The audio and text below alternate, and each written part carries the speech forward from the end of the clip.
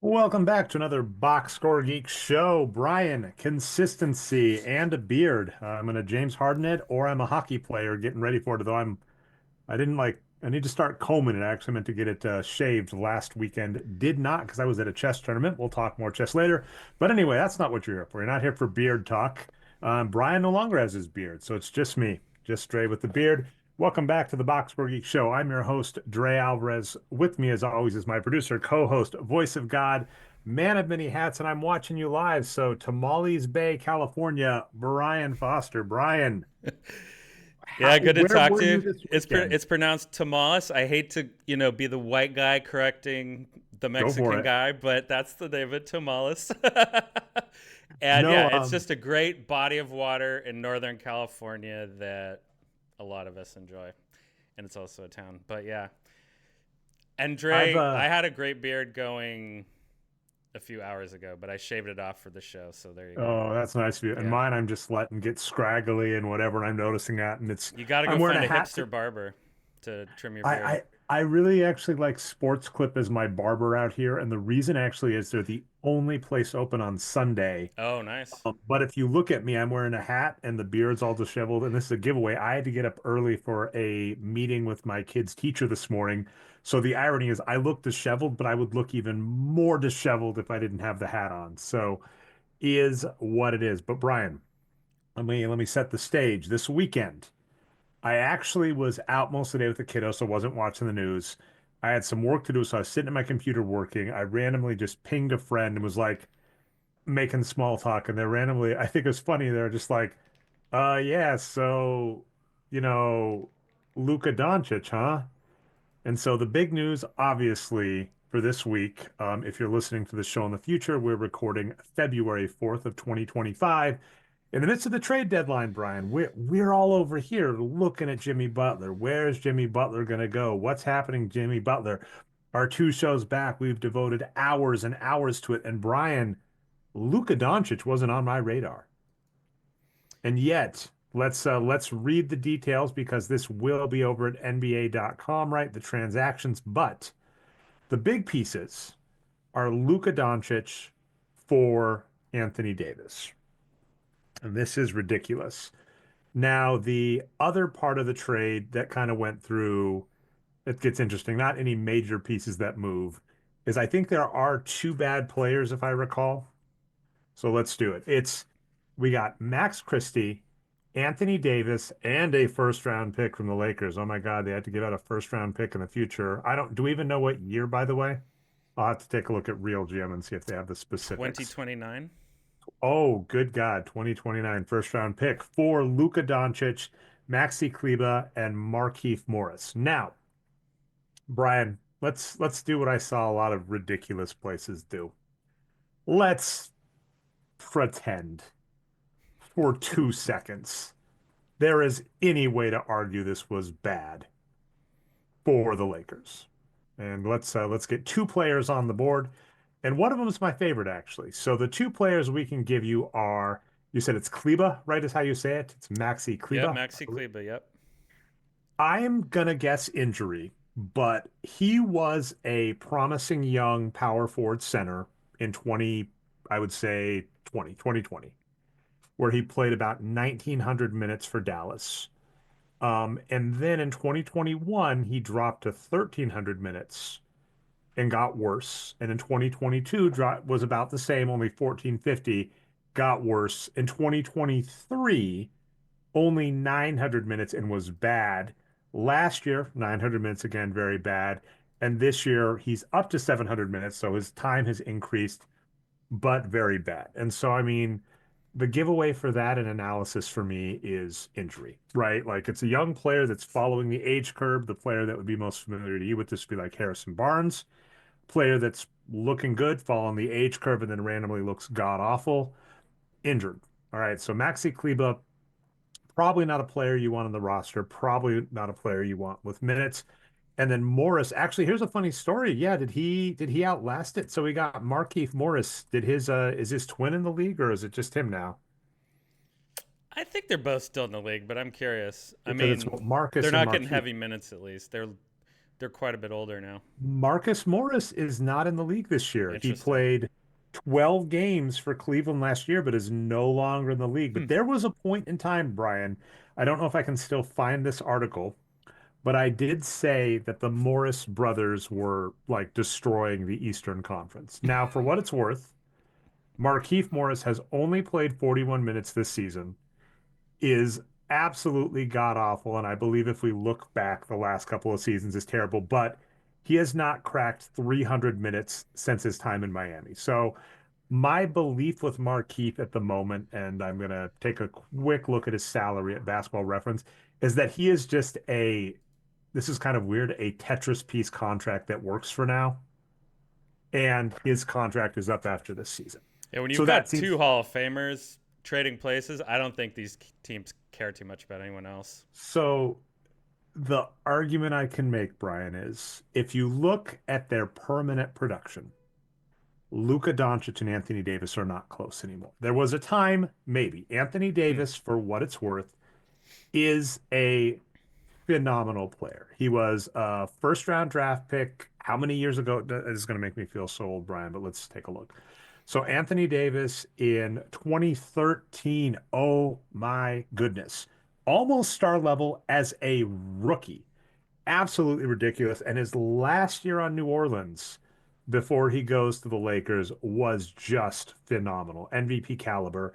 And then we even talked with Chris Ye where, he gets him a title in COVID, right? 2020. He does actually immediately after signing a long-term deal get injured the next season. And in 2021 and 2022 looks a little rough, but in 2023, last year actually gets up to 2,700 minutes. And this year has been looking really good.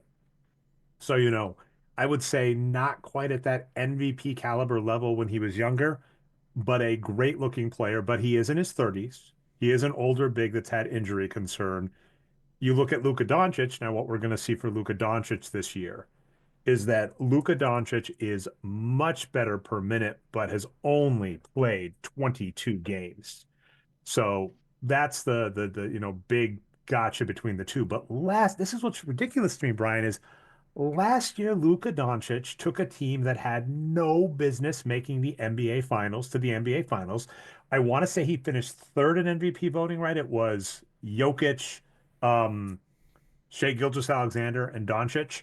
Numbers backed it up. 18 wins produced, three times as good as an average player last season. Absolutely amazing. This is also a player where, you know, this is the one, like I said, we're looking for any way to help out Dallas right now. So, Brian, the one argument I'll hear is defense, right? Yes. Anthony Davis, an amazing defender, has always been known at that. Luka Doncic, not known as an amazing defender. So here's what we got. Here's what we got going for Dallas. Dallas shed two bad players to the Lakers. And there's entirely a possibility that, losing Anthony Davis means that the Lakers may give some minutes to Kleba, may give some minutes to Morris, and that may hurt them, and that may average out to even production.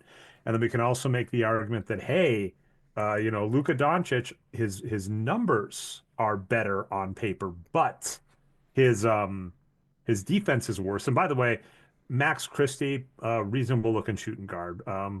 Bench, I think a bench player, but a close to average bench player shooting guard. So, the Mavericks got a really good power forward, a power forward who can play the center even though he doesn't want to, a average shooting guard, and gave up two bad power forwards and an injured, out of shape Luka Doncic. So we want to. I can't keep doing this for much longer, but seeing the clickbaity headlines, that's the defense for Dallas. Um, I've got some NBA history after this, Brian, but I'll let you chime in if you have Oh, any sure. thoughts Yeah. or I mean, I things to said add. this, last show or the show before that basically we didn't do our preseason show to kind of, poke at the various predictions and compare them to what we think. But I did say I was going to bury Dallas in the preseason because Luka, Kyrie, and Clay is just so poor on defense on the perimeter, right? They've been a lot better than I thought, and they do have other players that can defend a little. But so in theory, right? This is the scenario: you send Luka out, you let Kyrie have the ball in his hands a lot more, which is not a bad thing. He's great. Even he's not that old yet. And then you have this ridiculously big team that can rebound. You have 80 at the power forward that can, of course, guard almost any position. And then you have Gafford, the kind of solid veteran center, and Derek Lively, the young, exciting center, to play these big lineups with. So teams are winning with big lineups right now, Dre. We can go down the list, look at Boston last year. Denver is a big Cleveland, team. Giannis. Cleveland, of course, is looking great. Boston's got some Yeah. bigs. Love them. OKC, a little bit smaller and worth at rebounding, but still play two 7-footers at center. One's hurt right now.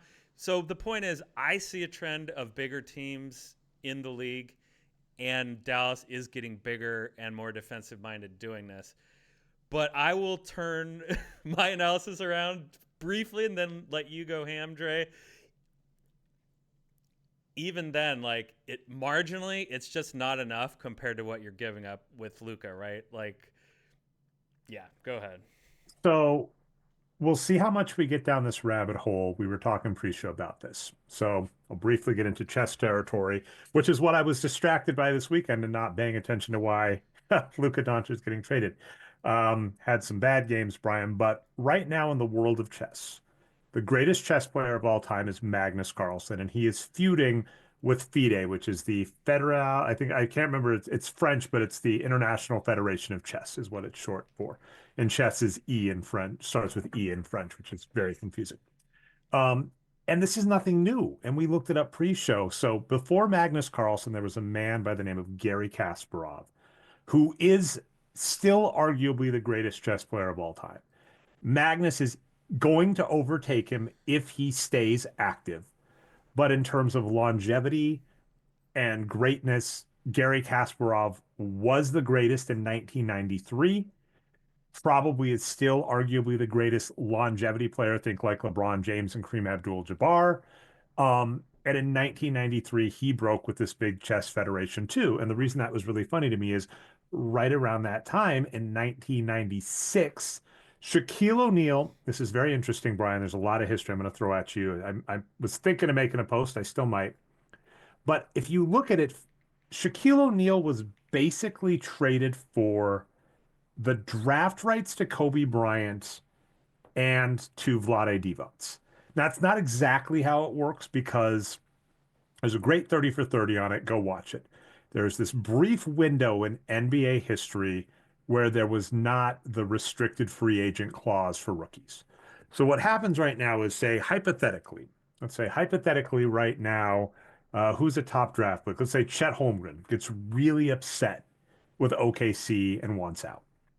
If that happens, OKC has the right to match any contract he signs.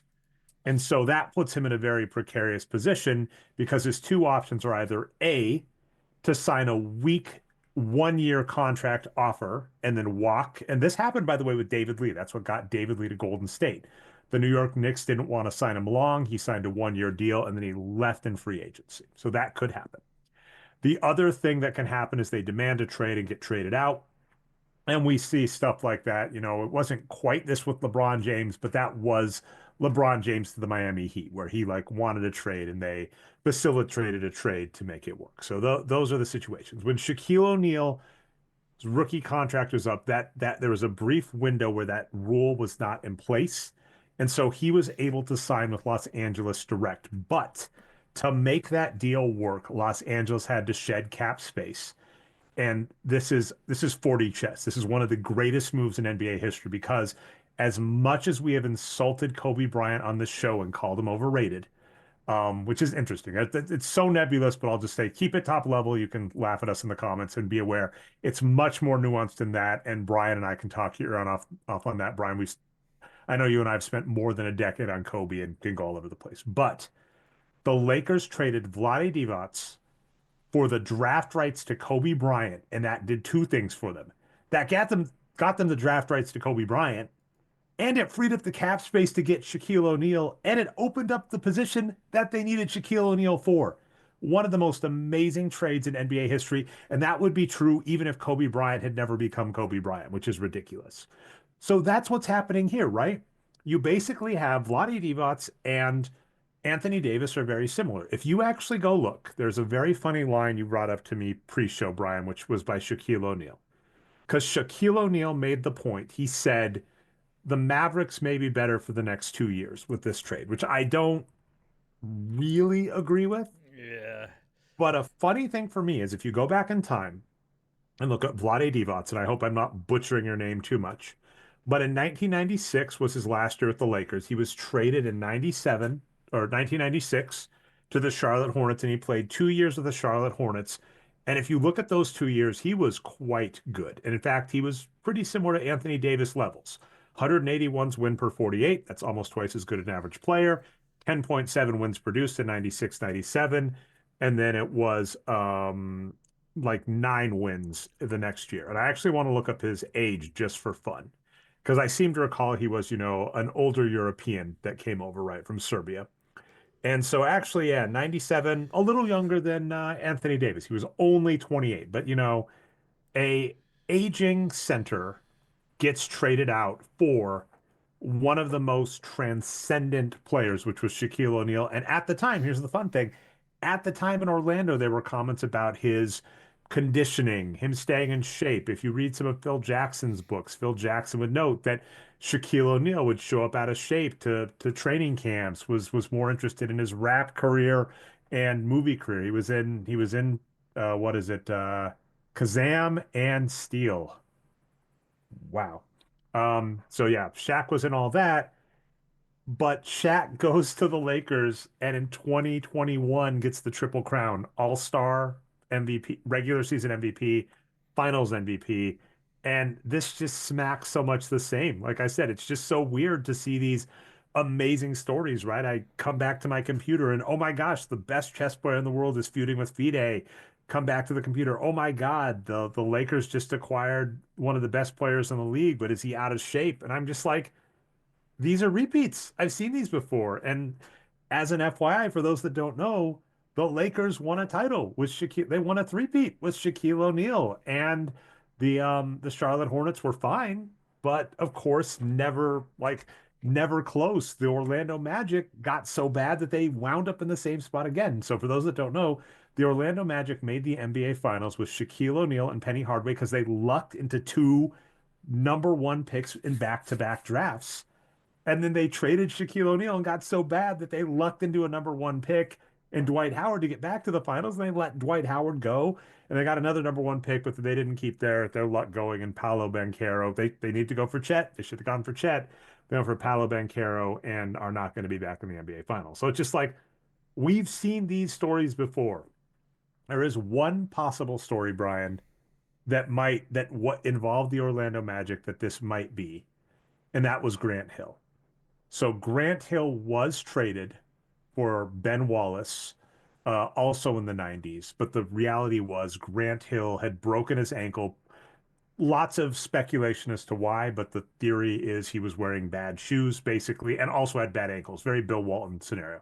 So didn't have great ankles, wasn't playing in great shoes, broke his ankles playing for the Detroit Pistons, got traded to the Orlando Magic, could never stay healthy, whereas Ben Wallace was an undervalued big that goes on to Detroit and they make, 7 consecutive conference finals, back-to-back NBA finals, win a title. So if Luka Doncic is more injured than appears, because if we look at him, Luka Doncic started the year off very good, but he's only played 22 games, and I can't recall it. Was he back before he left the Mavericks? It looks like the last game he played was Christmas. Yeah, it's not clear to me though, Dre, if the Mavs bench him because he has like legitimate injuries, or they're just like, all right, we're starting this process of getting him out of here. Um, they probably want to showcase him, right? If they were trying to trade him, so that he probably was dinged up. I don't know, but I'm not sure is the answer. It's interesting, and I may actually just go back and read like the write-up of this game because the last game he played was Christmas, and that was Luka Doncic only played the first half and he wasn't in the second half at all. And it looks like he came in and got out. So I think he did get injured. Yeah, with apologies to people, that was Christmas when I'm talking about not being around. Like I think it's clear from the game log, and I'm gonna go look up the story. But yeah, he got injured on the Christmas game with a no contact. So he has been out since Christmas. Now this does end up in the Jimmy Butler, Kawhi Leonard scenario of was he sitting because he was legitimately injured, or was he basically saying, I want out, or I'm not gonna come, he could have potentially said, Hey, I'm not coming back until we resolve my contract. And apparently, I mean, that's the argument we're hearing is that the new owner of the Mavericks, because this, for what it's worth, I tried to make a joke to a friend and they caught me immediately, and I'm very frustrated because it was a good joke. So my funny joke was like, did like LeBron James hold Mark Cuban out of a window? And I don't know, is that Oakland days, right? Because there was something with like Eminem and another rap group and something with that. Oh, There have been all sorts of stories yeah, about there's that kind of stories like stuff. that. There's stories, but that kind of thing of like, yeah, did someone shake down Mark Cuban? And he was like, no, Mark Cuban he's just a minority owner Yep. in the team now, Cuban's doesn't have not the owner. happy right now. Yeah. So there's that. So, but Luka Doncic has 2 years left on his contract. So even that doesn't make a lot of sense. I'm gonna be honest. The only thing that makes sense, and even then doesn't, is if Luka Doncic is more injured than the Mavericks are letting on. And even that doesn't make sense to me because here's the reality. We've seen this before with players like Tyson Chandler. The Lakers are going to be able to give him a physical. And if the Lakers say he's more dinged up, they'll send him back. So no part of this trade makes any sense to me. The conspiracy theory I will give you is not even a conspiracy theory. There's several. The one I'll give you, the story, the plausible story that makes sense is that Luka Doncic demanded out and they wanted it done quietly. And that we're saying Jimmy Butler can't force to happen because he's too old and can't score 20 points a game, which is Luka Doncic said, I want out. I'm only going to go to these teams, possibly only this team, only the Lakers. And the Mavericks wanted to move quickly before that story got leaked, and his trade value plummeted. Because the reason the Jimmy Butler stuff has happened is that Jimmy Butler, right, has obviously demanded things from the front office. And when they say no, then someone in his camp leaks the story because that's the only way you can publicly negotiate because you get fined if you say it yourself. So that's the story that makes the most sense. And it's not a bad story to me, right? It's not a bad story for Luka Doncic, maybe to be like us, to be like, you got me. It's like we made the NBA finals last year and you got me Clay Thompson. I mean, it's possible. I mean, Lucas seems like he's kind of cagey in the media, right? Like he's always going to say the nice thing and not blow people up, like the opposite of Jimmy Butler. So, reporting is against that, though, right? And Luca's own statement, for that matter, he said, "I expected to retire here. I wanted to sign the extension." It seemed more like Dallas was unwilling to give it to him based on the reporting. But like you said, 2 years is kind of a long time. I have another kind of just here's what I think is most likely happen. Not the conspiracy theory, by the way, that Nico Harrison is buddies with Rob Pelinka and just wanted to help the Lakers for the league and didn't care if he scuttled his own career. That's weird. He's this big business executive. Like, he's got to have a massive ego. That would be a crazy story. Maybe he got bribed somehow, but there's no way, right? That's like 0.001% chance. I think it's far more likely that. So the thing Nico Harrison was the most known for, and I was chatting with you about this, Dre, before he became a Mavericks executive. By the way, he had no basketball background. He was a Nike executive, right? A shoe guy. And he was known for fumbling the bag with Steph Curry at Nike, mispronouncing his name, getting basic facts right, and then lowballing him.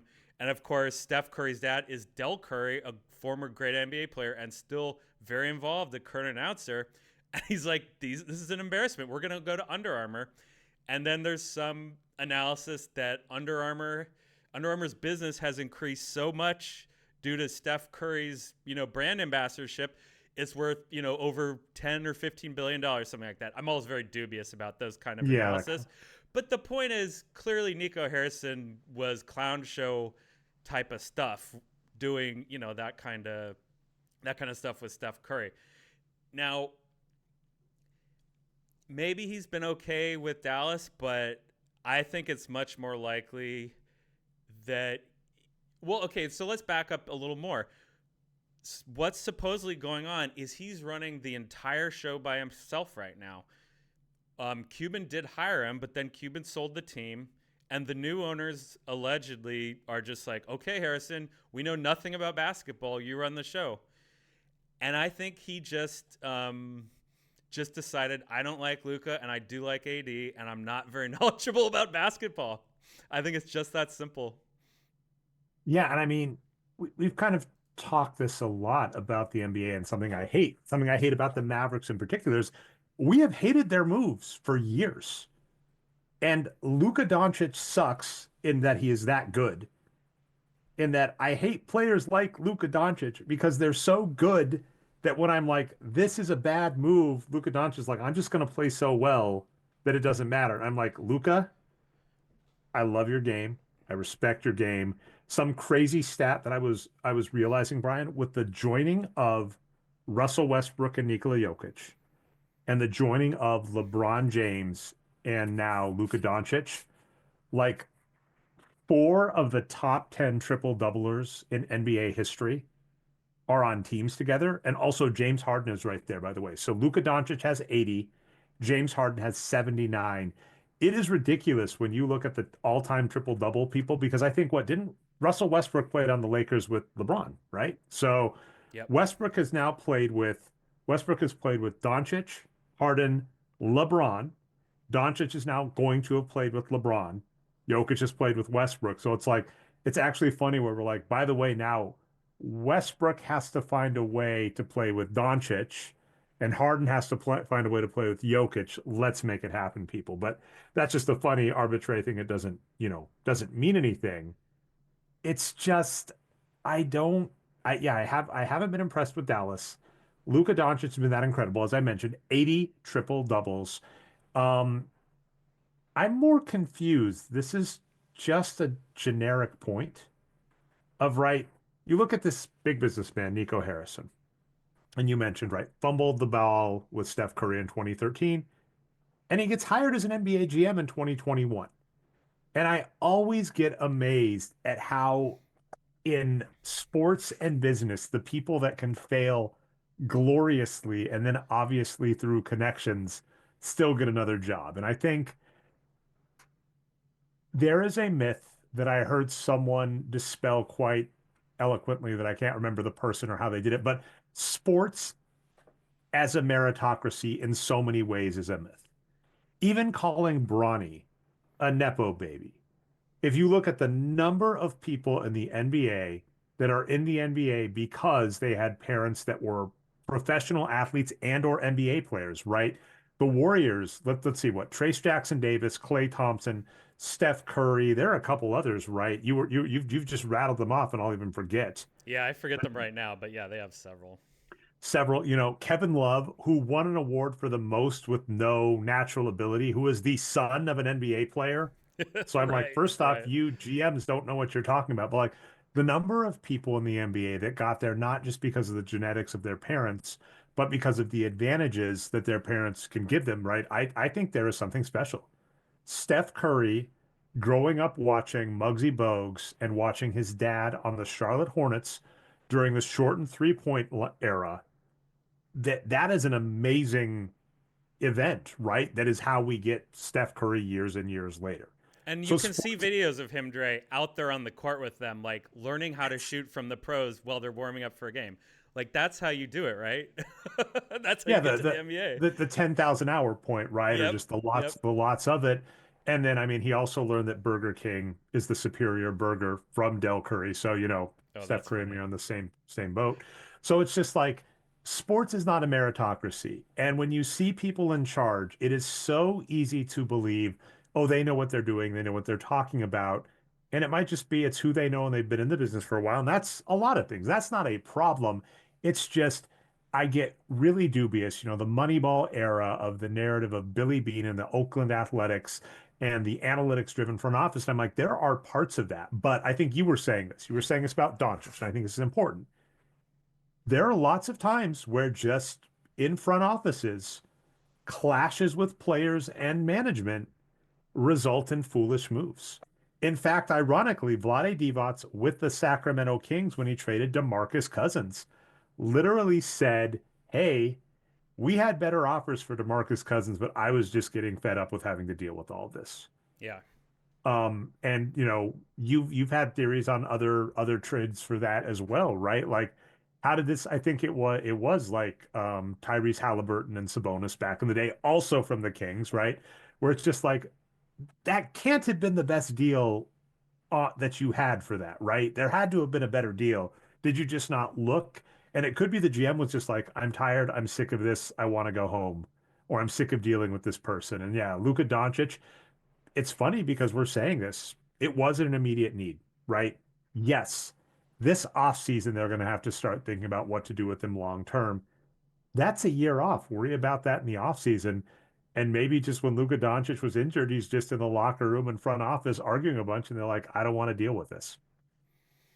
Yeah, and so that's yeah. So two things on it. Yeah, the Moneyball point. This is obviously like such an anti-Moneyball thing, right? He's got a bad body. He's got an ugly girlfriend. He's got no self-confidence, but he's a five-time consecutive, All NBA first player that just dragged his team to the finals.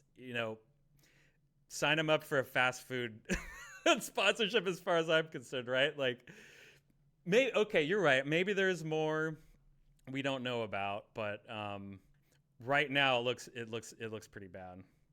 And then I what were mean, you I saying, think, Dre? I had one more point. What was the other thing you were saying? basically all I'm saying, when you're saying maybe there's more we don't know, I think I'm inclined to agree with something you were saying to me pre-show. Is like, don't look for conspiracy theories that are nefarious. Oh yeah. There might be reasons we don't know about, but they are probably much more boring than we think. Luka Doncic was annoying. That could be it. It could literally be this guy was annoyed. Luka Doncic isn't on the court. I mean that's a Moneyball story I've been meaning to write about, and one of these days I might, Brian, which is in the movie on Moneyball, there is a point where Billy Beane gets really frustrated because they're losing, and he trades Jason Giambi's younger brother. He trades all these players on his squad. He does a big move. In the book, Michael Lewis later presses him on it, and he basically says, "Hey, the trade didn't matter. It was regression to the mean. We had a good squad. We were in a losing stretch, which I didn't like. Any gambler has seen this, right? Sometimes you're just, if you're, you know, 50%, you flip a coin three times. I think the thing is if you flip a coin 100 times, you have like better than 50-50 odds of getting a streak of six, like Yes. guaranteed. There's So a you're just famous like podcast episode about this from Radiolab, I think. Yeah. love it. So that's the point, right? Don't be like you might win 6 games in a row and think you're the best team ever. You might lose 6 games in a row and be like, what the heck happened? It's just supposed to happen, right? So don't get confused by that. Don't get overconfident on that. And that might just happen. But that happens in the book Moneyball. He says basically, we were in a bad stretch. I was upset I made a trade. We started doing better. It's easy to think the trade did that, but it was just regression to the mean. That's what happened in the book Moneyball. And the same kind of thing can happen in the NBA where you're just going, oh, all of this stuff mattered, all of these things, all of these moves. And it's like the moves can just be because the person got upset in the front office. And that just happens. Yeah, the first like in-depth big reporting piece on this came from Ramona Shelburne at ESPN, and everyone's like, this is magisterial or whatever you say. So what it seemed like is they told her is they just decided they were going to move on from Luka for whatever reason, maybe some secret injury, maybe just because of his partying or whatever, his weight. And then they also decided and so this is about the process. This is one of the biggest controversies about this whole thing we haven't mentioned yet is the process. The process of this is what led people to call for conspiracy theories because Harrison called Rob Pelinka on the Lakers and did not talk to anyone else. It was a complete secret and never leaked. That's why everyone was so surprised by it. In fact, Dre, one kind of thing about this is there's actually a third team involved, Utah Jazz. They had to shuffle a couple of second round picks or take a contract or something like that. The way the reporting is, again, I think from Ramona Shelburne, is that they didn't even tell Danny Ainge it was a 3-team deal until minutes before it was executed because they thought Ainge would figure out Luka was on the move and try to scuttle the deal. So they're doing this crazy process to make this deal happen. And so why? Apparently, Harrison and his allies at the Mavs just decided 80's the only player we want. We wouldn't want any other player in the NBA. So we're going to call my buddy Pelinka up and get the deal done and not expose this to leaks and press and bad PR and all that. That sounds like a bad process and like lack of confidence and like just, yeah, I'm surprised that he would admit that publicly. Or maybe he didn't. Maybe his deputies, maybe, Shelburne's a great reporter and pried that out of them. But his post-trade press conference, he got buried for that because he gave no confidence. He just said, maybe it's a bad trade, guys. I don't know. So again, All like right. all these different things are leading to believe he's just kind of this business executive, just kind of making calls and not making good calls, using bad information. So by the way, Brian, you should still be able to hear my mic, but I am Yeah, gonna yeah. maybe try and do a hot swap of a mic because my headset just got low on battery. And guess what, On the Brian? I move. want to I want to keep going. I don't want to Yeah, we've stop. been going So about 40 minutes, and we still have to talk yes, about the other big yeah, we trade. got a lot of stuff to talk. So I'm gonna try and do a hot swap of a mic, and I'll let you know. And hopefully the background noise isn't too bad. If it gets too bad, I'll mute myself, etc. But what I was gonna throw out is, in that vein, here's just a story that makes a lot of sense. And then I'll talk about a previous story I had before that as well. I'm going to try and mute myself while I set up my mic. But here's the story. Um, Trading Luka Doncic. So let's say Luka is saying, hey, I thought I was going to be with the Mavs forever. So let's say Luka is talking to them, and maybe Luka, this might be very similar to Paul George in Indiana, where Luka might be saying something like, hey, by the way, I think we can get X and so on the squad. Maybe you can trade Clay and Kyrie for Nikola Jokic. That's not going to happen, but I'm just throwing a name out there. Maybe you can make a trade for this. And here's the thing. Allegedly, what we've been hearing, right, is that the new owner doesn't want to go over the cap.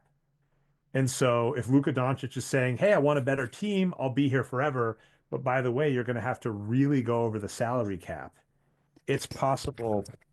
Oh my gosh, my mic wasn't even up. That's hopefully the sound on this episode isn't just terrible, Brian. No, it But sounds anyway, okay. so it's entirely possible that Doncic says all that, right? And they're just like, no, we don't want to deal with this, right? We want no part of this. We don't want to deal with all of the shenanigans you are doing, right? We just want to move on from you.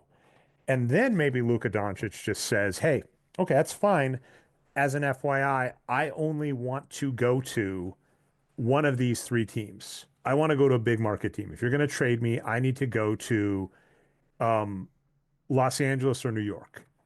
And now here's the thing. Hop over to Los Angeles and New York. I think if you look at Los Angeles and New York, Anthony Davis is actually the best gettable asset between those teams. I don't think there's a better asset you can acquire. I might be wrong, but that just feels like it, right? If you take a look at those squads, maybe Carl Anthony Towns on New York, maybe Jalen Brunson, but I would argue Anthony Davis, if you're looking for like a big, is better than that. You go over to the Clippers and right, Kawhi's really beat up. James Harden is older, so it's just like, and when we're saying like the secretive, I mean, I think the thing that makes more sense, and if we're talking LA history, is like Kareem Abdul-Jabbar is Mm. when you have one of the best players in the league on the move, you don't want the stories getting out. And it is, let me say this. If you're a low-level employee in an NBA front office and you just hear you want what for Luka Doncic, how long are you keeping that secret? It's not going to happen. So it's funny where I always feel bad in the paternalistic nature I find myself pandering to because we do not like the exploitation of athletes in professional sports. I hate the NBA draft. And my logic is always sounds terrible, but this is really what it boils down to what I'm saying. Shut up and play, right? I'm telling the owners, if you have one of the top 10 players in the NBA and they demand a trade, you laugh them in their face and you say no. And ironically, this actually happened to Luka Doncic. Apparently, I think the reporting is a little off because I don't think it is technically this much, but I think he lost 150 million in guaranteed money with this trade. I Because saw of some like how the headlines, but I didn't look into that. Yeah, that he may have lost money. And AD also gave up a $6 million trade kicker, which is kind of funny. So that kind of leads people to believe that maybe AD may not have been as interested in the Lakers long term.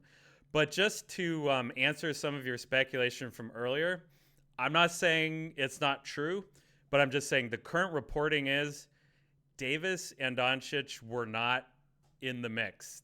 He was Doncic was not given the chance to say if I want to go to the Lakers or Knicks. He was just said, "You're out of here, buddy. Sorry." Apparently, Anthony Davis had just sat down to watch a movie with his wife when he received a phone call and told he was not a Laker anymore. So it was, to your second point, very secretive. And am I How's it muted doing by the there? way, or did I mute myself No, over you here? I sound thought. good. You sound Oh good. wait, no, I'm still on mic. I thought I muted myself to not make a bunch of You are background nope. noise, and I You've been didn't. good the whole time. Apologies for that, Brian. So hopefully the background noise wasn't too bad. I might have a new mic come in a second, and we'll see how I sound second half. But what I was going to say is, I'm still not against my theory in the sense that I think it makes a lot of sense. The if I'm going to move on from this player, right? That logic, that line of thinking. I still think it makes sense to say, is this actually on? Yeah, it's on. Yep. It still makes sense to say, I'm just going to wind up cutting this section entirely, but hopefully I'm on. And we didn't do a sound check on this, so I apologize, Brian. So give me 1 second on Zoom. I'm just going to swap mics and then potentially swap Well, you could headset. finish your point, and then I can start the next segment Oh, while you're right. switching. Okay. Part two. All right. So this is a good idea. Let's wrap up part Yeah, one. finish your point Okay. here. Oh, yeah. So I still think it makes sense to think that the Los Angeles Lakers were in the Mavericks' mind the best option, and this makes complete sense to me to say Anthony Davis is the best target we're going to get for this. Let's go all in on it because if we let this draw out, we get Jimmy Butler. And that gets really bad because then Luka Doncic's trade stock goes down because people know this. Some people will wait. Luka Doncic might get upset. The team might get upset. Who knows what happens. So, in the sense that I think this was a fine trade if that was the best they thought they could get for him. I think it is a bad trade just in making the trade. And then, like I said, I'm conflicted because I don't want a player that's unhappy with the team to be forced to stay with the team. But Yeah. realistically, you're not getting equal. There are three players in the NBA: Shea Gilgeous-Alexander, Nikola Jokic, and Victor Wembanyama. That's it. That is the only value for Luka Doncic out there right now. And you're not getting any of those three. All right, Brian, let's call that part one, and we'll come back with part two, which will be, I'm assuming, about the other blockbuster trade. I say, rolling my eyes. We're going to talk more Luka Doncic because that other trade is already putting me to sleep just thinking about it. All right, Dre's stepping away, but let's get into this. Let's get into this second trade here. This came on Monday, so yesterday, the day after all this crazy stuff happened on Sunday. We're sitting here on, of course, Tuesday the 4th right now. So, yeah, what thing about this show is by the time you see it, could be Kevin Durant on the move, could be Jimmy Butler on the move, could be a lot more going on. So we're just going to hit these two trades that have happened in the time before the deadline. So four teams involved: Charlotte Hornets, Oklahoma City Thunder, Sacramento Kings, Chicago Bulls.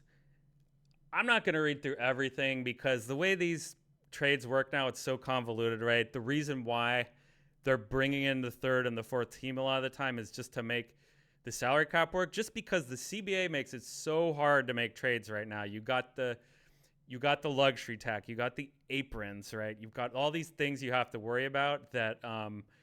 Yeah, it's not easy to make a trade. So Hornets, they get a second round pick from the Suns.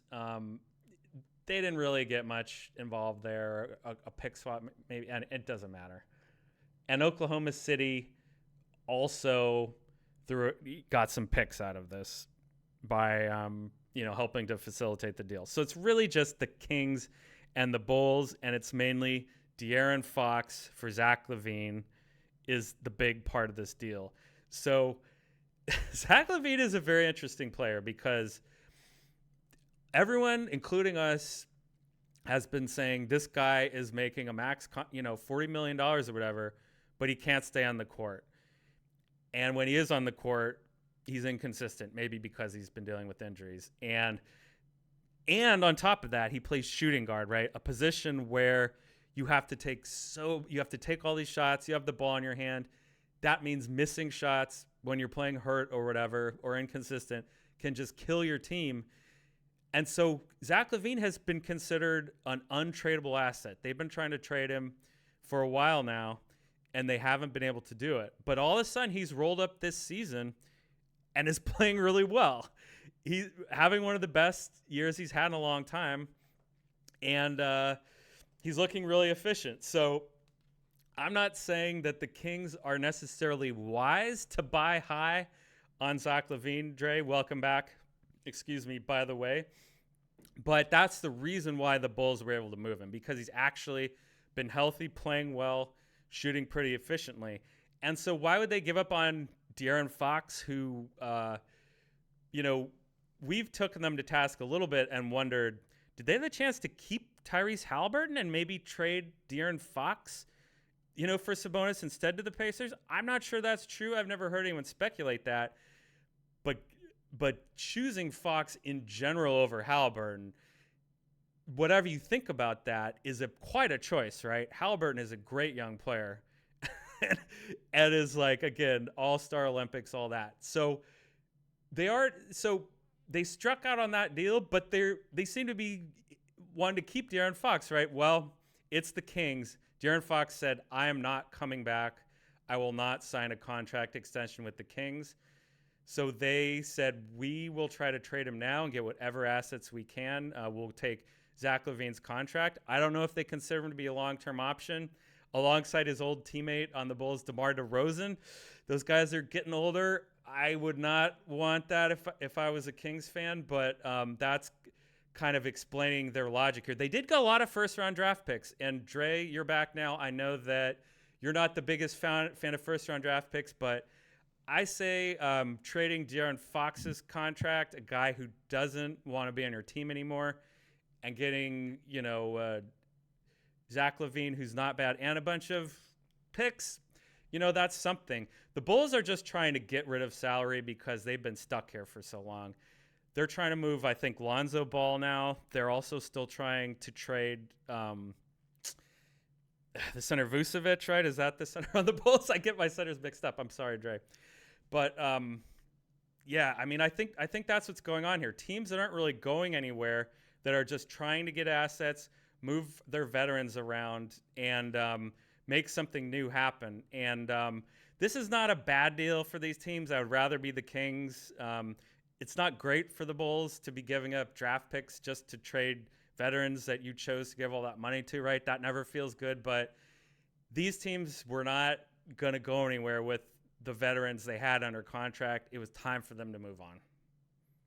There is a lot interesting with this trade, and let me know how my volumes and It stuff sounds are. Brian. great. It sounds It's great. a different one. This mic might be better. So, well, this is actually a nice test case for me when I get this final file, where I'll be able to listen to my overhead mic, which I prefer because it rests on my head, and if I like turn my head, it keeps the volume consistent, but I don't think it's the same quality as the mic I'm using.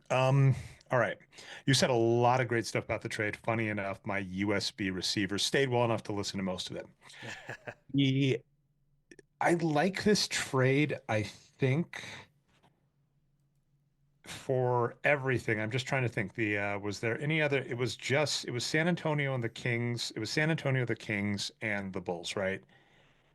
And I'm Oh trying yeah, to I'm mixing two check. trades together here, Dre. I'm sorry, everyone. I mixed two trades together. It is the San Antonio that's the other team involved here that ended up getting It got De'Aaron Fox. Fox. Yeah, So here's what's rough. I I blame think ESPN's formatting. it's horrible. I mean, Go ahead. we might have to check Espano's NBA to see because they're Oh, actually what a great site! they, It even they has have like heights of the players. I love it. so. Here's the thing: De'Aaron Fox and Zach LaVine are both definitely overpaid and potentially overrated. I don't think so much with LaVine anymore. It's been really weird to watch the NBA seem to get wise, like with Levine and Bradley Beal. And I'm like, oh man, maybe people are paying attention to analytics. And then there are other players where I'm just like, oh, I guess not. Never mind, right? There are still other top hype scores. There's still players like Klay Thompson that get respect that they don't deserve. But the fact of the matter is, so let's take a look. Zach LaVine, right? 2 more years expensive, actually the exact same situation as Luka Doncic. Probably not worth it is good for the Chicago Bulls to just move on from that. I think at this point is Herter just like not good anymore. He was good younger, if I recall, and I then I think think Herter's actually having a good comeback year. he's Um, okay, but not great this season. And yeah, I'm trying to look him past. Herter's At always kind of been like that. It's just early in that contract, it was kind of expensive, but he's always just kind of like a solid he's shooting meh. guard. He's not Yeah, he's not great. not a So difference maker, right? Herter's not great. Levine is okay. Zach Collins is, some of these players are painful to me because, I'll remember them as good. And then I also have to remember exactly what we were just saying about Kleba, right? Where Yeah, Zach Collins looks terrible this season. That wasn't, a couple years ago he looked all right, but just has looked injured, beat up, etc. So let's see. I'm trying to think. I'm the thing I'm trying to do is I'm trying in these kind of trades, I want to look for the edge cases to kind of make contrarian points first, and I'm having trouble. Torrey Craig getting waived is egregious to me, and unless he is injured or something, that is I wrong. really noticed that one too.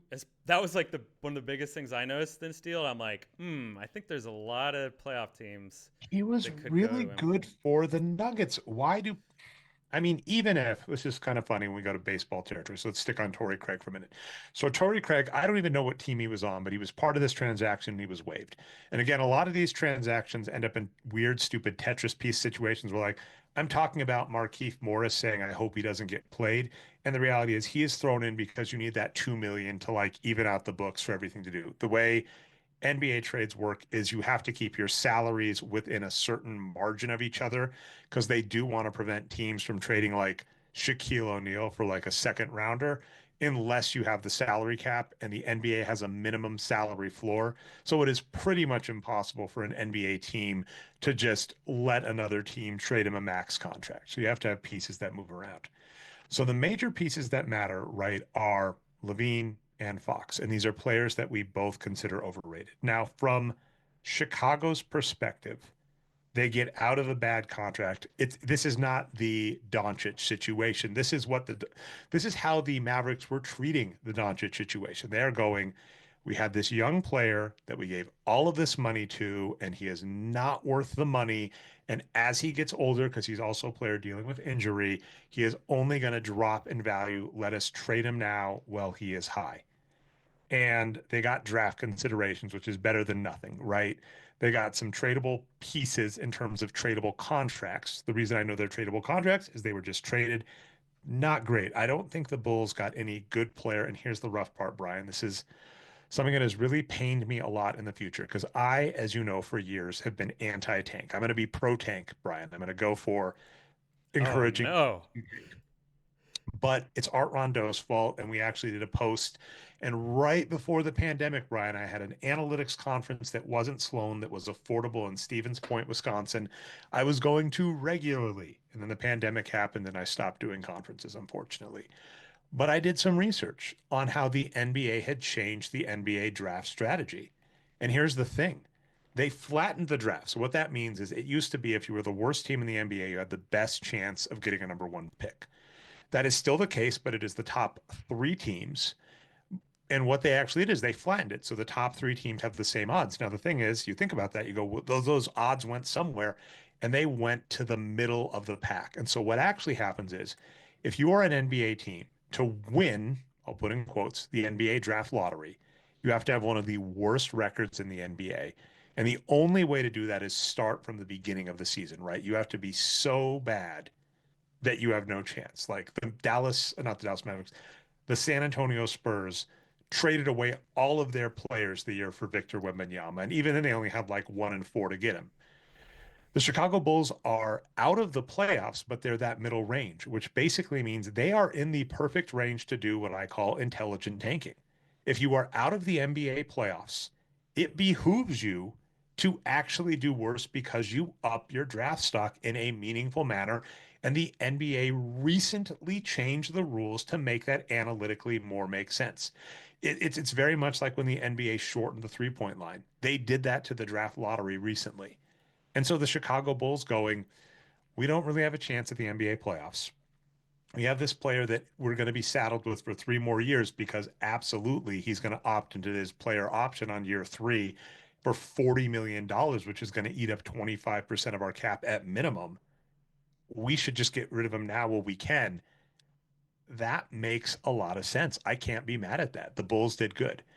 The San Antonio Spurs did something interesting in picking up Fox, who we think is overrated, but he is young and above average. And they have Victor Wembanyama, who is on a rookie contract, so he is cheap. And so it makes sense for them to say, Chris Paul's not getting any younger. Let's get another young player to be next to Victor Wembanyama to do one of two things. One, he can attract other players. They'll say, oh, your team has De'Aaron Fox and Victor Wembanyama. I want to play next to you.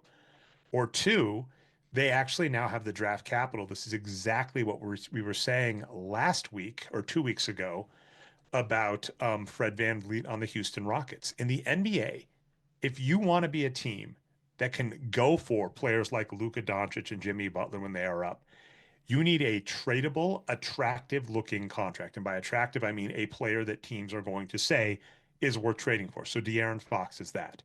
So I am a huge fan of what the Spurs and the Bulls did here. And I am just trying to see on the Kings. So the player's right is Sisseko or oh, I'm messing up names. I Sissoko, apologize. yeah.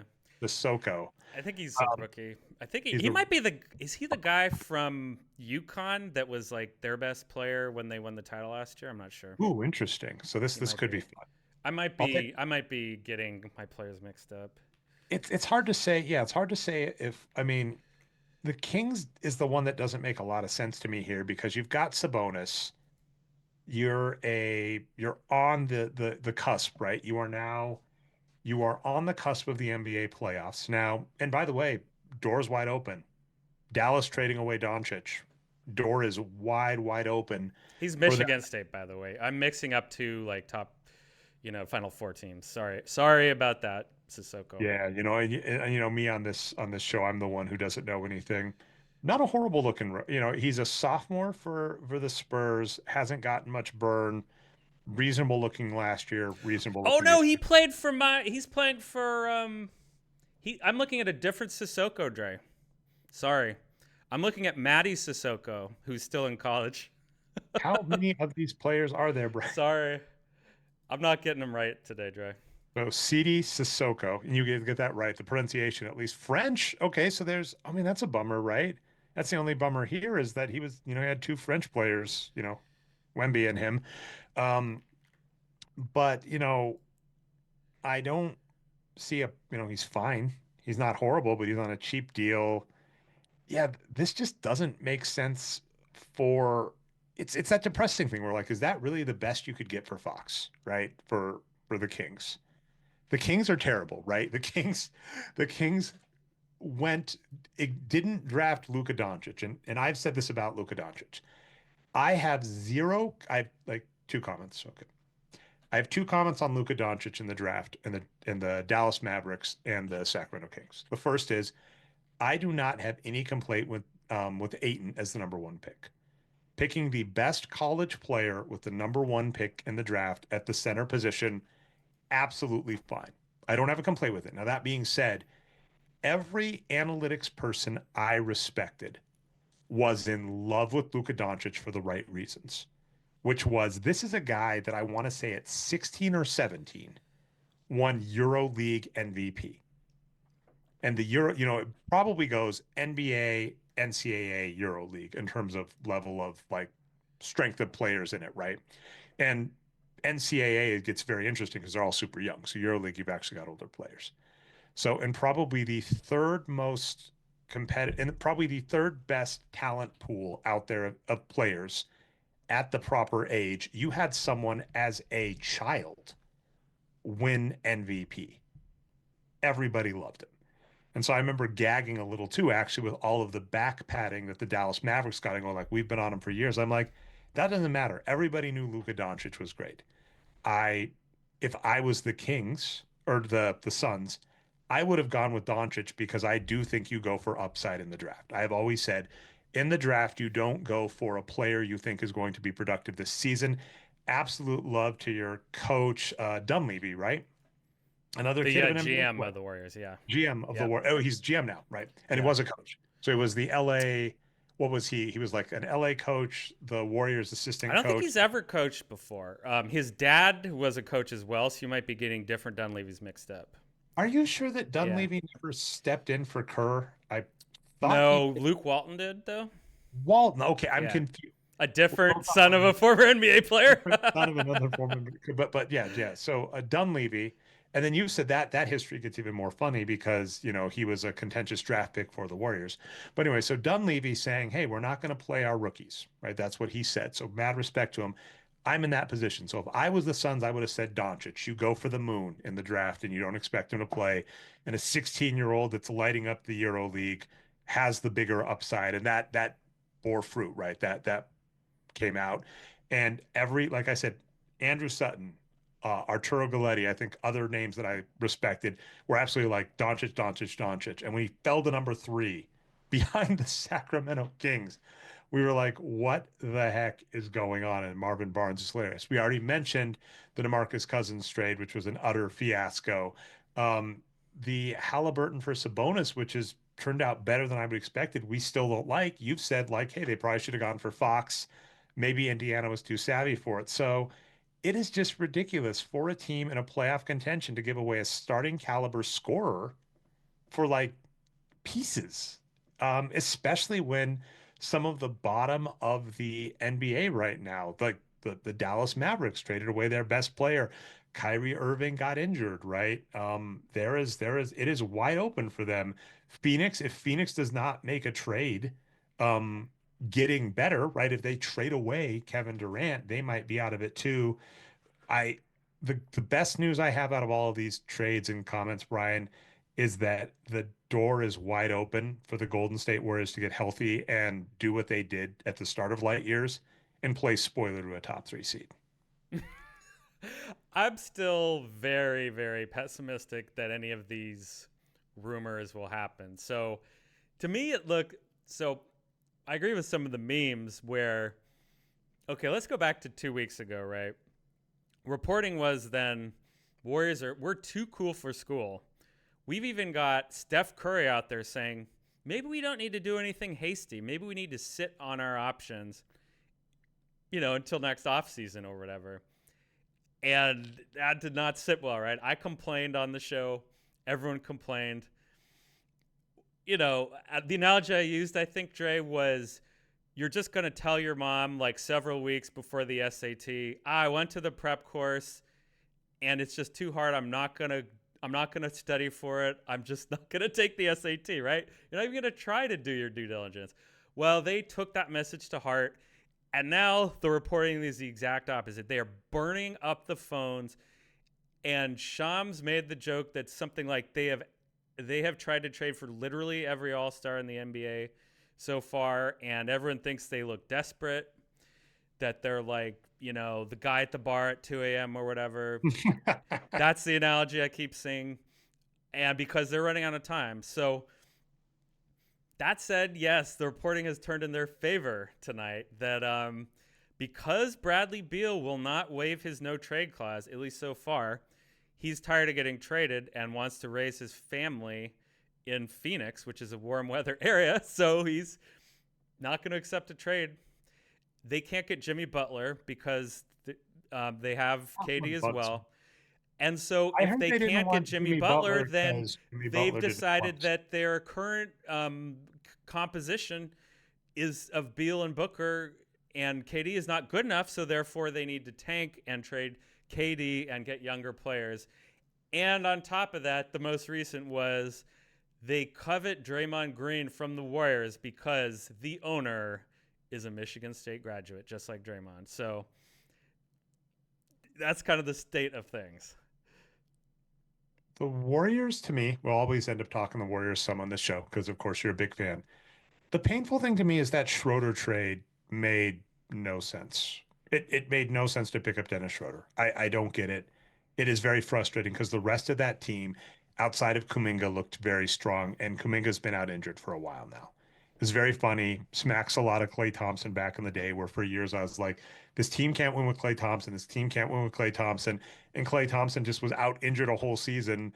And thanks to Otto Porter Jr., thanks to Gary Payton, like they actually that what's funny, I need to write this piece too, Brian, is there was a Moneyball team in NBA history, and it was the Golden State Warriors. In fact, I do think I did write that piece because they basically managed to cobble together an MVP player in the regular season, even though they didn't have a single MVP player because like Curry was injured, and then an MVP player in the postseason, but they didn't have it fully, right? Like Gary Payton was one round and Steph Curry was absolutely the finals. So it is just like the Golden State Warriors are doing Klay Thompson part two with Kuminga where he's out injured, but Schroeder is just, I don't understand how a light years team picked that up because the rest of the squad looks fine. Curry, Looney, Pajemski looks back. I still wonder what the heck happened with Buddy Hield because he was the best thing since sliced bread to start the season. Clearly got injured, and man, this drop off is painful because that was the hot start to the season. And I just feel really bad that Buddy Hield clearly got injured and stopped playing well. But if there's any way for him to get healthy by the playoffs, but the rest, right? Andrew Wiggins is still playing fine. Trace Jackson Davis, we've always loved. Gary Payton, a lot of these injured players, Gary Payton. Now Draymond Green starting to look close to average. So Draymond Green for Kevin Durant would be weird, but hard to even say. And I'm actually been liking how like Kyle Anderson looks. Hopefully none of these players have left. We talked Guy Santos, who is really young. So it's like the Warriors are good outside of Kuminga and Schroeder. If you just get rid of Kuminga and Schroeder, you don't even need to do any moves. You just need to get healthy and you're a playoff squad. Like you're a dangerous playoff squad, right? You get Steph Curry healthy in the playoffs, and we've seen Steph Curry just destroy in the playoffs. So it's so rough to me with all of these teams we're looking at, laughing, pointing at the Mavericks. And for the Warriors, I'm just like, don't sign a bad player and get your team healthy. And they're like, counter proposal, we'll sign a bad player and play them a lot while our team's trying to get healthy. I'm like, I don't know what you're doing. I mean, that's pretty much what happened. They were healthy early in the year and then started getting a bunch of injuries. I haven't fully audited this, but I suspect strength of schedule is a big deal as well. I think they had an easy schedule with a lot of home games early in the year when they were healthy. Then all of a sudden, guys start getting hurt. You're on the road. You're against playoff teams. Things turn around. So I think that's, a lot more likely. But to answer your question, why they turned to Schroeder, it's because, everyone just got hurt. Melton was the starter originally. He went out for the year. They turned to the backup, the backup point guard, Pajemski, right? Who had a very promising year. They're talking like he could have been the starting shooting guard. So they put him into that role. He got hurt and like broke his face, kept playing, but then got another injury and is out as well. Curry himself is playing with multiple injuries. Just all. Gary Payton was also out. All their guards were out, right? So they're like, we just need somebody, someone, and Melton's salary matched with Schroeder, and Schroeder was healthy. Now, of course, you and I would say some guy off the street from the G League, is going to be better than Schroeder because, well, Schroeder does some things well. He's so inefficient that he just kills you. And clearly, the Warriors are not savvy enough to value consistency and efficiency in their guards. It's one of those baffling things, and it's why I remain, every time I want to believe the NBA is an analytics league or a team has figured it out, I just get kind of smacked down and disproven. And it's very baffling. And I mean, I think when we go all the way back to the start of the show where we're talking about the Mavericks and stuff, it's like front offices are run by humans, humans that don't want to spend all day doing it. It's really, really hard, right? It's really, really hard to just always like go 100% at the numbers. And in fact, if you want your future, this is the thing I've always brought back to you, Brian. If your goal in the NBA is I want to be a GM for 20 years, then you can't Sam Hinkie it up. I mean, I think Sam Hinkie, I was able to go up to Sam Hinkie, the architect of the process for the 76ers. I was able to talk to him direct and say, I don't agree with your plan, but I agree. Like, if this makes any sense, I didn't agree with his battle plan. But if you came up to me with his battle plan, like a chess opening, and you were like, this is the chess opening you need to play, Sam Hinkie played it to the book. Sam Hinkie played that opening perfectly. I'm just like, oh, I don't like this opening. I think it ends up worse for black, staying on the chess metaphors. Hinkie did it perfectly. And you get to the end of it, and Hinkie has pissed off every agent, every GM, every owner that's not his owner, pissed off Adam Silver, right? So it's like if you're an NBA GM and we're like, don't sign bad players, only sign good players, ignore your stars when they complain, yada, yada, yada. It's like, oh, yeah, you end up with stars mad at you, agents mad at you, other coaches mad at you, all of your connections mad at you. And that's the ball game, and that's the explanation. And it's frustrating. And it's only truly, truly frustrating when it's like one of your teams where you're just like, why does my team have to be human when if they were just a little more nerdy, we could have one more title, right? Or a couple more title runs with Gets all back to the Luka trade, right? The Palinka and Harrison relation, like personal friendship, and they're both buddies with Kobe as well. Like they have all these connections. So that seems like that's why the conspiracy theories came out. He just did his buddy a favor, right? Instead of the Mavericks. That kind of stuff happens. I've got two top level not conspiracy theories, but like funny, almost Charlie Day Wall things.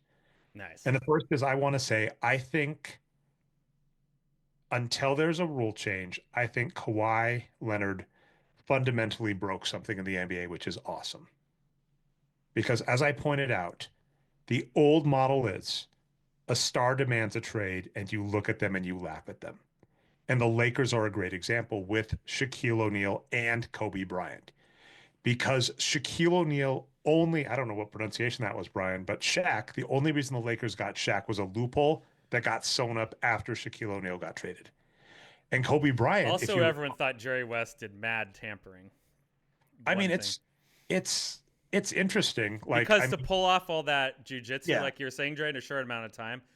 Anyway, but I'm kind of in favor of tampering, so I'm not going to hold that against him. if you go watch the documentary Soul Man, the 30 for 30, there is a lot there where they were basic like Jerry West had to convince Vlade Divac not to retire. He had to convince New Jersey to pass on Kobe.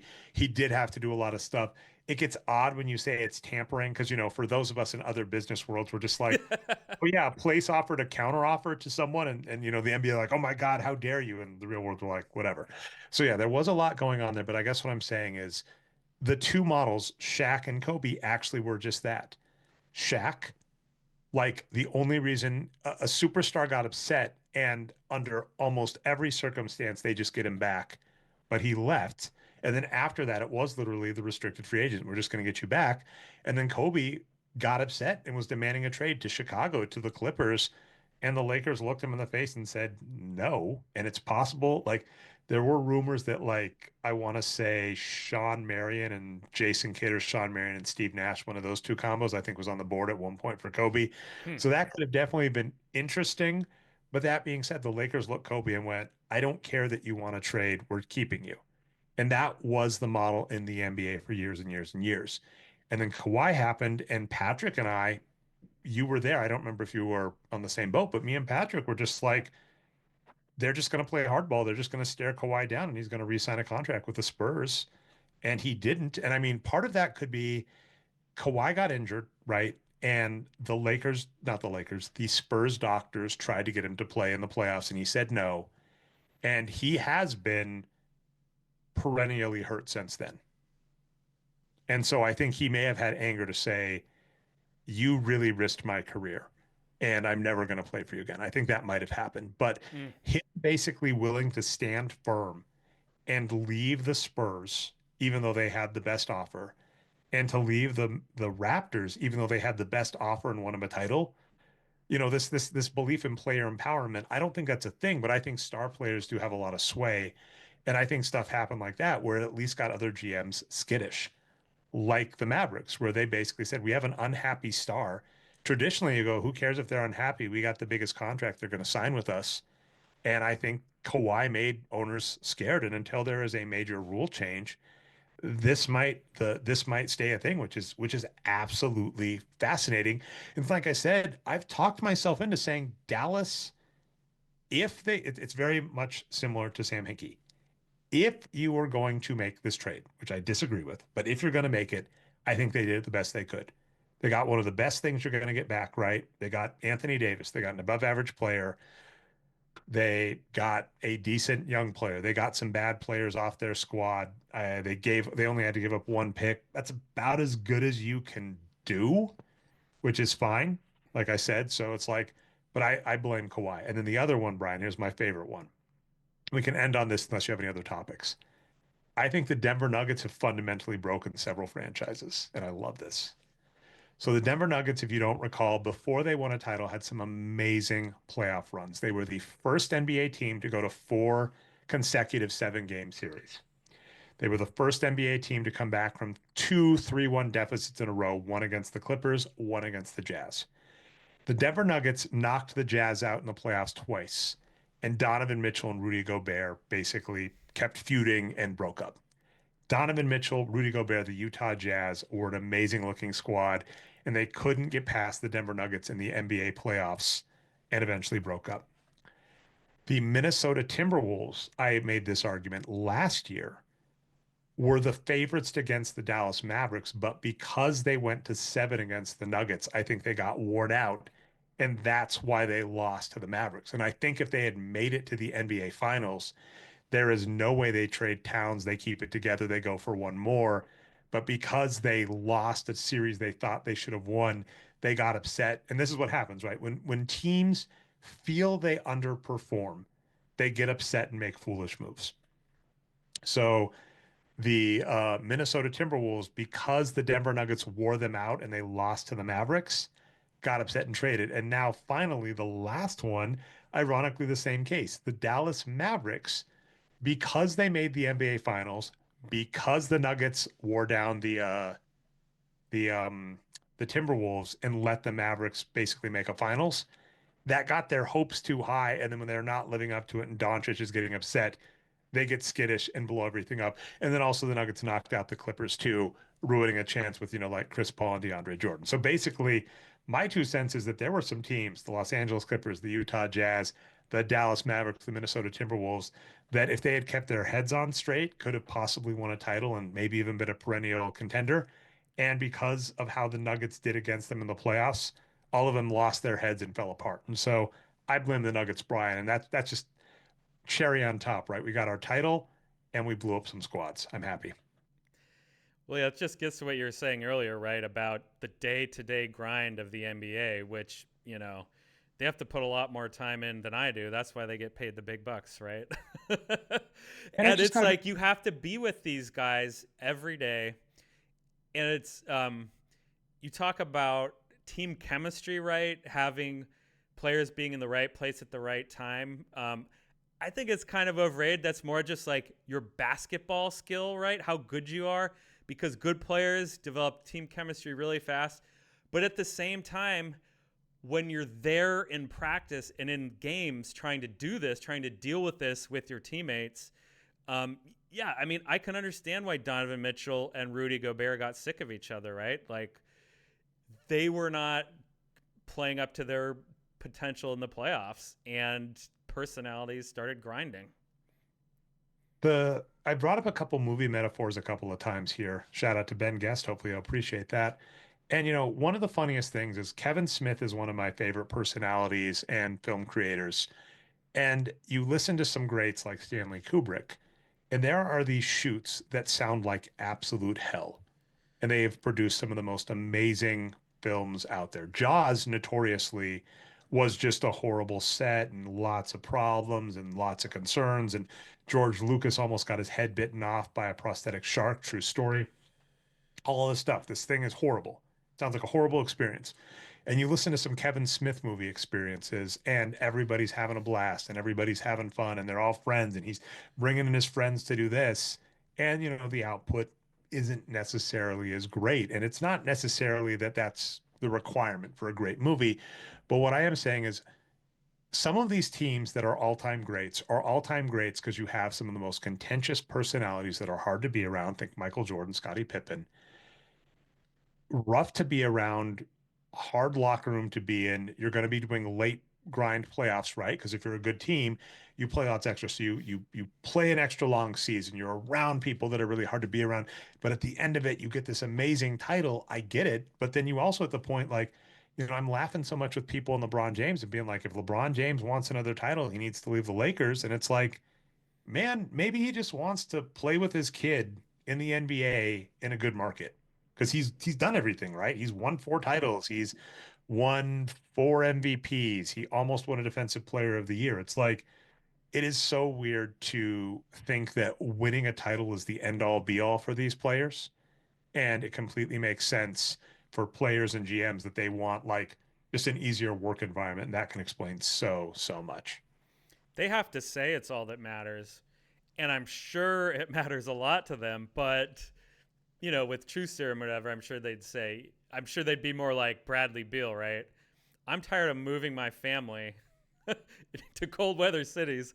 I want some continuity here in Phoenix. And I mean, to your point about player empowerment, that's where the owners are pushing back right now, right? We should never have allowed Washington to give a no trade clause to Bradley Beal. And I would say, well, Suns, you should not have bailed them out by taking him on. Or Jimmy Butler's the even worse one, right? The owners are really pissed about what he's doing right now. The thing is, though, I think a lot of the reason why player empowerment's getting kind of blocked is this new CBA makes it really hard for teams to trade when they're in the luxury tax, when they're over the apron, right? So, and we're seeing these 4 and 5 team trades. We were talking about it earlier, right? All these teams have to get involved.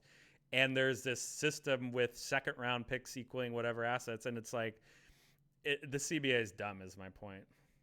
And it's so funny because what happens is owners make bad decisions, right? And then the CBA comes up and they're like, we need rules in place Yes. The to keep Stepien us. rule, right? Famously, the Stepien rule. Is that the draft one with Yes. involved? Dennis Rodman was one of the draft picks, right? If I'm not mistaken. You can't trade too many picks too many years in a row because you're too dumb, is basically the rule. It's like, And, what are we doing here, guys? and then it's like, and then these rules are put in place, and then you just like it's almost fun. It's almost like Yeah. having where you sit back and watch. You're like, okay, how are they going to mess this up? It's old dated reference that no one's going to get except for people over 40. But like, how is Gilligan going to keep him from getting off the island this time? It happened every single time. So it's funny. They're like, we need these rules in place so that we don't do stupid things, and they still do stupid things. Like, I honestly do not know what to tell you. And yeah, I think you're right. It's like, I think in traditional years, Jimmy Butler would have happened much easier. But you're right. You've got even teams like the Warriors are like, we don't want to get hit too much on the cap, or we don't want weird situations with contracts if we don't like. That's what's funny. If the Warrior, it's not even necessarily the Warriors not agreeing to sign Jimmy Butler long. It's that because the Warriors do not know what contract they're going to have to sign Jimmy Butler to, they don't want to commit to him because if he becomes worth the max contract, that could literally be three So or I four should times say, the value. Dre, reporting is currently the opposite of that right now. The Warriors are willing to sign Jimmy Butler to a long-term extension, and he is not willing to sign with them. So that's why They should still go for it if they that's the. might, because Jimmy Butler has also said no to several other teams.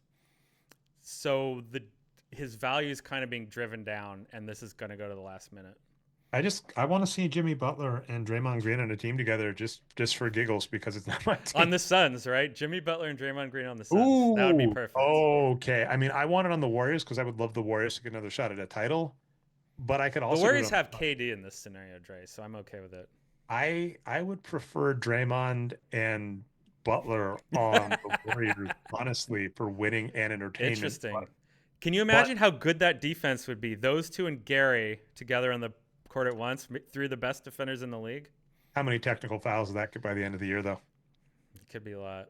Anyway, I mean, I do want to wrap up. Maybe we'll see, Brian, because obviously the next show will be past the trade deadline. So this you can consider this the third in the Jimmy Butler trilogy, even though we didn't talk him a lot. But I want to bring Jimmy Butler back into this with the Lakers. The hilarious thing about the Lakers to me, when I brought up the history lesson, is let's bring up these trades and tell me if I'm missing any. We've got, I want to say in 77, Kareem Abdul-Jabbar. Mm. We have Shaquille O'Neal. We looked at us up before the show in 1996. We have Pau Gasol in, I want to say 2008 or 2009. It was 2008, right? Because they went to the finals against the Boston Celtics and lost. We almost had Chris Paul, I forget what year, 2013, 2014, somewhere. Right. We had LeBron James, right? To the Lakers. The Lakers throughout history keep getting one of the best players in the league for either a lopsided trade or a ridiculous signing. And even as ownership churned, we've talked with Chris Ye, one of the best Lakers fans out there on the show multiple times about them and the old Bus dynasty versus the new Bus family and the issues they've had. One of the Bus kids, I forget the name, but Jeannie Bus's brother, The one signed that Chris doesn't like is Jim Bus. Jim Bus. Yeah. He signed Timothy Mozgov and Luol Deng for a LeBron James contract, and those were terrible, terrible deals. So, in spite of that, the Lakers still have the allure because they are a big market and they have won titles. And a line Chris Ye has said is banners fly forever.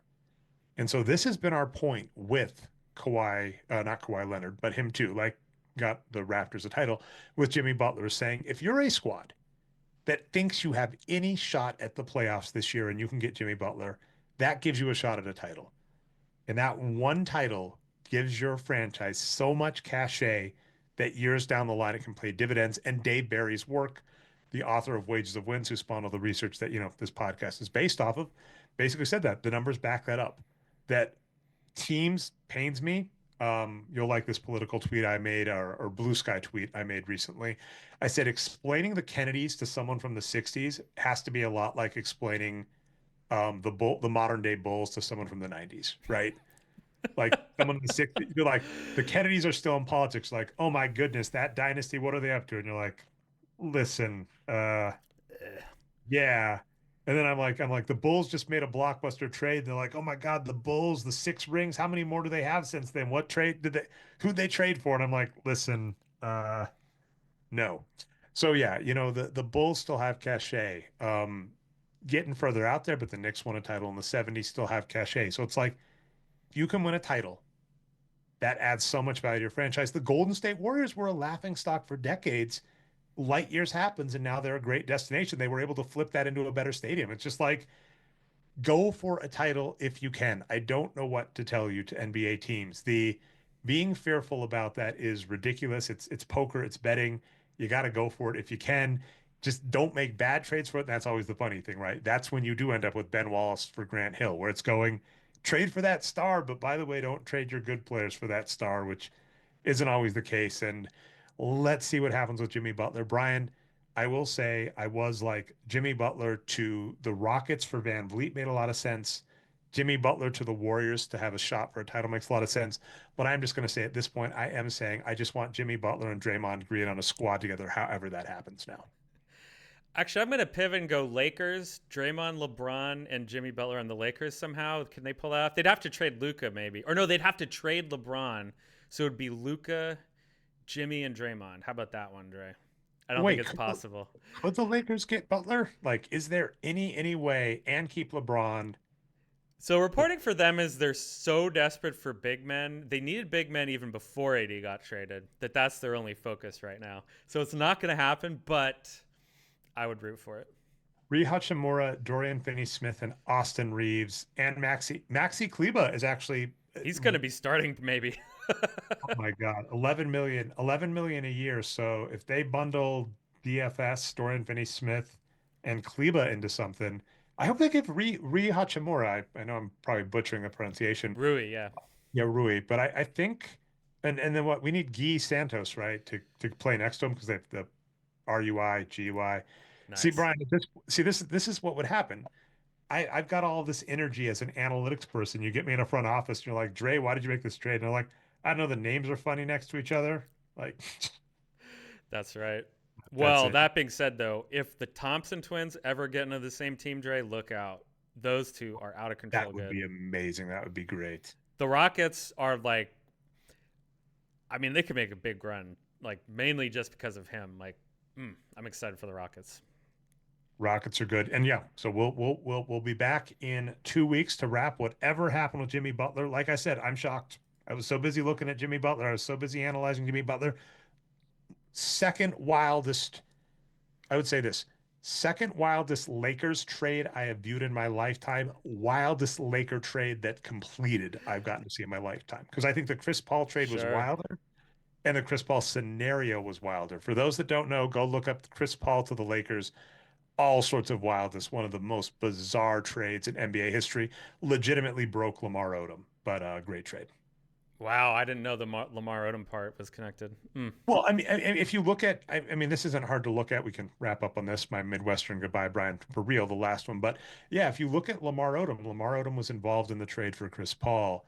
And after that trade went through, again, it would be like if you were laid off from your job and then your job called you back 5 minutes later. It was like, hey, listen, you know how we laid you off? We were just kidding. And you know that letter we sent you that said we don't need you anymore? We're joking. Come back in. We're still good. And then shocker, Interesting. the So that's motivation. when his downward spiral happened, is right after that. And then, I mean, there was other off the court stuff we know, obviously, with Kardashian. We've heard drug abuse, et cetera. So I can't pin them together. I'm just saying, like, timeline wise, that really, like, if you want to pin something on his chart as to when he went from being probably one of the most underrated players in the NBA to get six man of the year, he really went downhill after the Lakers tried to trade him and then had to reel it back in. So Mm, it's a real bummer. Was really bizarre for the Lakers. You know, they bounced back from it. Pau Gasol had a good rest of his career on the Spurs, on the Bulls. And then Lamar Odom is just rough. And, you know, Lamar Odom's an all time underrated great, up there with Horace Grant and Aaron Gordon now for me, in terms of players that key contributor to some great teams that does not get the all time respect he deserves. yeah, as far as I know, though, Dre, he is like fully recovered medically now and living a normal life in his retirement. So, That is yeah, great to hear yeah, because Lamar Odom, like one of my absolute favorite yeah. players. I hope Yeah. that's true. Last time I saw it was, so I hope that's true. All right. Well, Brian, I am so looking forward to see what the Lakers look like with Doncic. I am so looking forward to see what happens or doesn't happen with Jimmy Butler. We didn't really talk the Nuggets outside of Nikola Jokic, amazing triple double machine. I'm still happy. So, Brian, 2 weeks, we'll see what the state of the world is. Any shout outs or anything else to give before we head out? Shout out to you, Dre. Appreciate that. All right. Thanks so much for watching the Box Score Geek show. We go live every other Tuesday. We've kept it up, Brian. It's enough to call it a streak. Twitch.tv/nerd numbers. We've been aiming for about 6 p.m. Pacific, 8 p.m. Central Time. Twitch.tv/nerd numbers. You can see the full live recaps of the show. I've been putting those out on YouTube again, Brian. So you can see all the stuff I cut. If I went on a tangent and I cut it out in the final cut. And then that, for the final cut, you can find that in iTunes, Stitcher, anywhere podcasts are found, The Box Score Geek Show. You can find myself over at Blue Sky as Nerd Numbers, Brian over as Blue Sky as B Foster, if he's findable. I don't know if you're findable yet. And if not, you'll just have to check us out next time on The Box Score Geek Show.